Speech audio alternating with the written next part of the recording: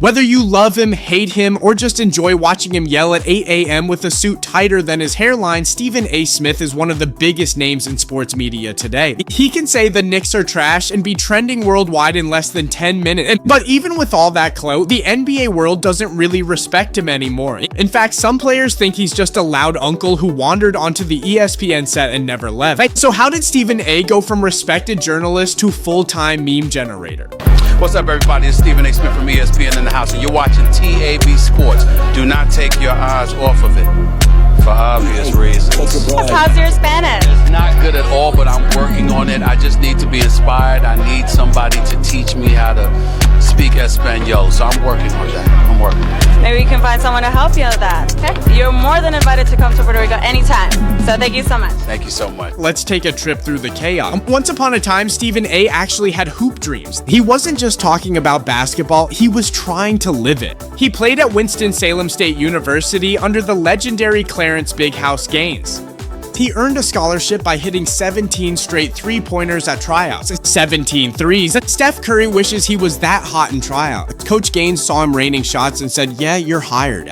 Unfortunately, that magic didn't last. Stephen A.'s official college basketball career lasted one game. 1.5 points, and one shattered kneecap later, his basketball dreams were cooked. He still has a 6-inch screw in his knee to this day. If he stands too close to a magnet, he might need help getting unstuck. With hoop dreams dead, he pivoted to what he does best, talking loud. Stephen A. started writing for the school newspaper, and in true Stephen A. fashion, immediately caused drama. One of his first moves was calling for his own legendary coach to retire. Imagine being on a full scholarship and telling your coach, "You're too old, sit down." Like, Stephen A. had no fear even back then. From there, he climbed the journalism ladder.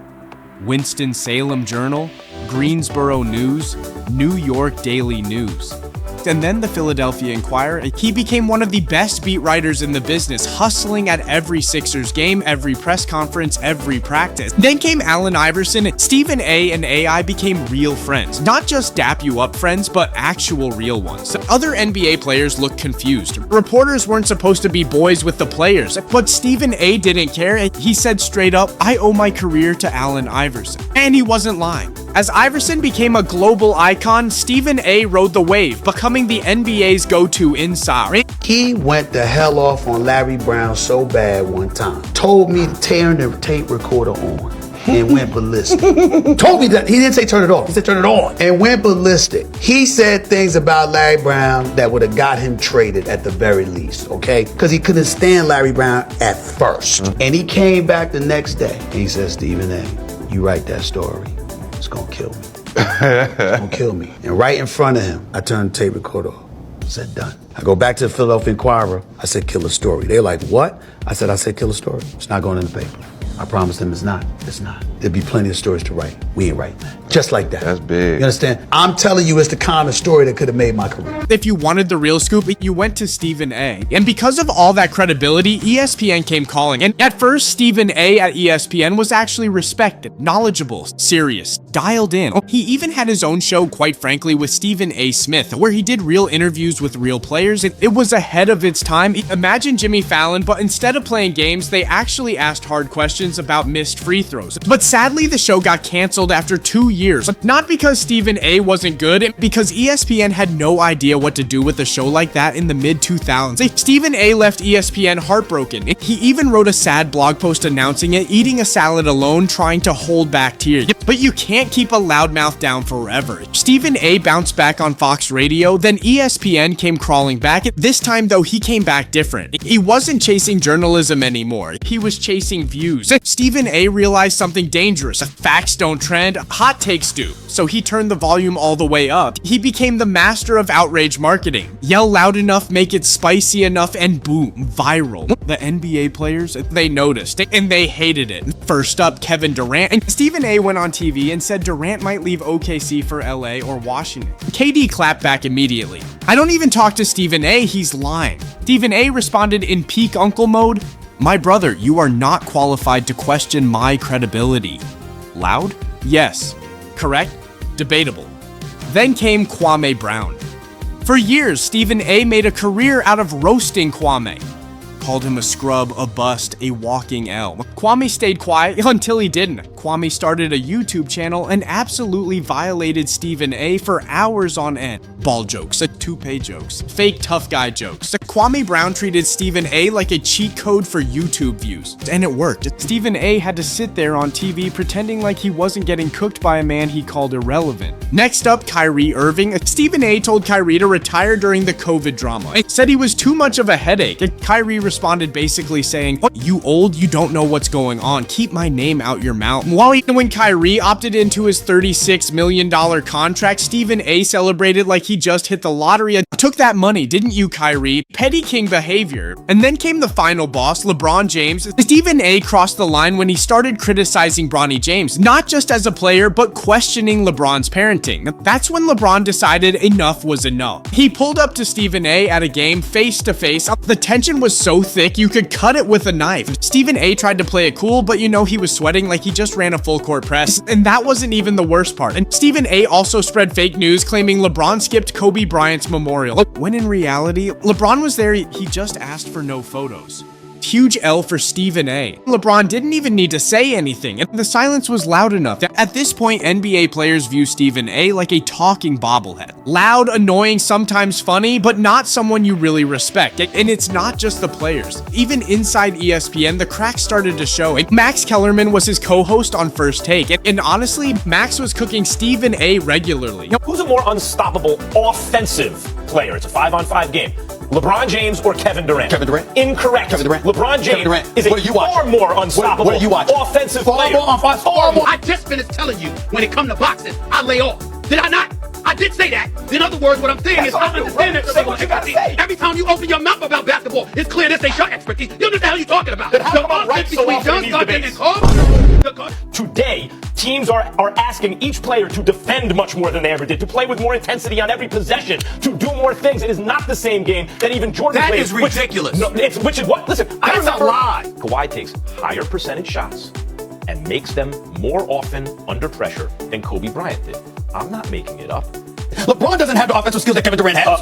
Incorrect. Kevin Durant doesn't have the offensive skills LeBron has. Oh my You're God. thinking offense to mean scoring. Okay. Offense is much more scoring. Now, Karl Malone was unstoppable going to the basket. What was he, about 260? Right. That's what LeBron is. But he passes like Magic Johnson and he can shoot from outside. I'm not even talking about this no more. It's ignorant. I'm not even talking to you about it no more. Whenever real basketball talk came up, Max would casually dismantle his arguments with stats, film, facts. Stephen A couldn't handle it. So he went to management and basically said, it's me or him. Management chose Stephen A and Max got the boot.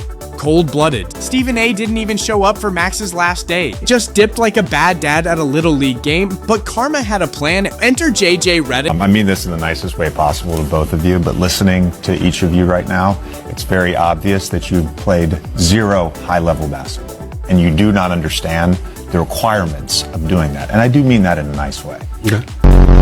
What I'm saying to you is this. If you watch the game, which you do, I played the game, but I played the game, Stephen A, and I played against LeBron in the playoffs. Okay. And I played against LeBron. I played against LeBron for 15 years. You fear what he can do. Listen, you fear what he can do to you on the basketball court because nobody can ever question the greatness of LeBron James. But what I am trying to say to you is respect and fear. There's no question. We ain't talking about respect. And I'm disagreeing with you completely. And say that his peers don't fear him. Opposing coaches don't fear him. Do you think people want to go into a playoff series against LeBron? No, I'm not talking about basketball. I'm not talking about that. On the court, I'm acknowledging his greatness. Since when is it players' jobs to educate people on basketball? When did that become a thing? Isn't that our job? Isn't that our job? I'll answer. I view that as my job. That's my job to educate people on basketball. I'm letting you speak, and then I'll answer. It's our job, Stephen A., to educate people on basketball. It's our job. JJ showed up and started handing out verbal beatdowns on live TV. There's a whole 17-minute YouTube video of just JJ embarrassing Stephen A. 17 minutes of basketball pain. JJ didn't yell, he didn't curse, he didn't even raise his voice. He just calmly pointed out every flaw in Stephen A. West's logic until it looked like Stephen A. wanted to crawl under the deck. Meanwhile, Kevin Durant wasn't done either. After joining the Warriors and winning a title, KD and Stephen A. kept beefing. Stephen A. called KD's move the weakest in NBA history. KD fired back later. Stephen A. is a clown. Always has been. Always will be. That's not why Kevin Durant wanted to leave. Draymond got into it because Draymond was disgusted at all the noise they were hearing prior to that about KD wanting to leave. We're back-to-back champions. We're shooting for a three-peat, okay? and this brother's got a foot out the door. So it wasn't that happened and then, KD wanted to leave. No, KD, the whispers were out there that he was planning on leaving before that incident had taken place, which is why one of the things that Draymond said to him is, you want to go, the hell up out of here and go. Up out of here. You want to leave anyway. We won before you. We going to be fine without you. That was Draymond's response, okay? Whether they're willing to admit it or not today is their business. I'm telling you what happened. KD had no problem calling him out like a high school bully. Even now, with all the power Stephen A has at ESPN, the players see him for what he's become. Not a journalist, not an insider, or just an entertainer with a good tailor. And you know what? Stephen A is fine with that, because at the end of the day, he's still relevant, still loud, still paid. And while NBA players call him a clown, he's laughing all the way to the bank. The man understands the new game. Drama gets clicks, yelling gets views, and being hated by the players, that just keeps the show going. Because whether you love him or hate him, you're still watching. And that's the real power of Stephen A. Smith. Michael Jordan, when Michael Jordan came back to the Bulls and they had added Tony Kukoc, who was like the best from playing baseball. Yes, and they had already added Tony Kukoc, and they needed to replace essentially Horace Grant, who served that power forward role in the first three-peat, and they did it with Dennis Rodman, who might be the greatest defender, top defender in the history of the NBA. And then they won 72 games. Stop right there. Stop. What happened before Dennis Rodman arrived? They had lost in the semifinals. That's because Jordan didn't have his legs. He came back in the middle of the season. Stop, Max. Hold on. I'm answering your question. Shaq, Penny, Nick Anderson, Dennis Scott. Orlando was supposed to be a crew. Now, they weren't because of Jordan. No. Wait a minute. But we did not assume that was automatic because they had just lost to them. And they had the diesel. Hold on. So is your argument that since they're in the same conference and it didn't that matchup, the rematch the following year, by the way, which Jordan now with Dennis Rodman stomped them out in 4 games, a 60-win Orlando team.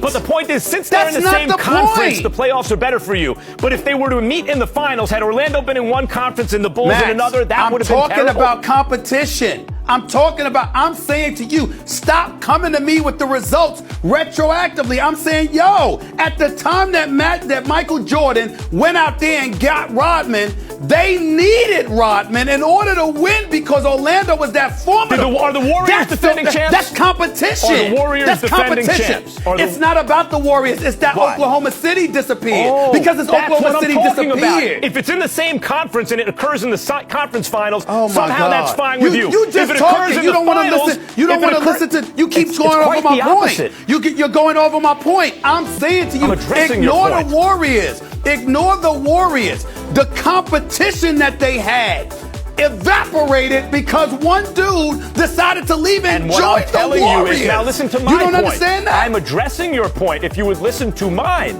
the competition, the real competition, is in the finals. That's what people are interested in, and that's where they face their real obstacle. So you're mad because the conference competition went down. Where were you yet? But the finals competition went up. Which Game 7 were you at last year? Both. Western Conference Finals and Finals.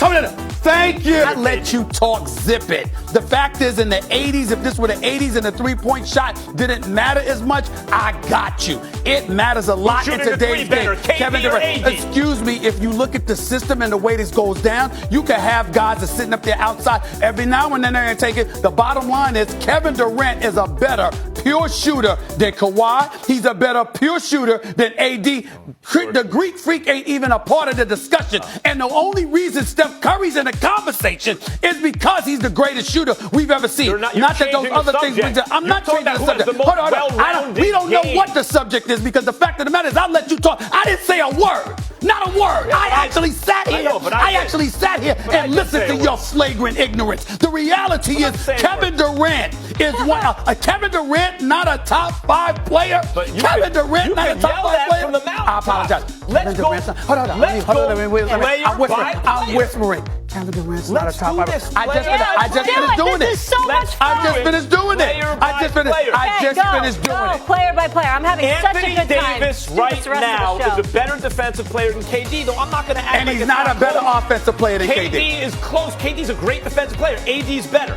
Offensively, right now, actually,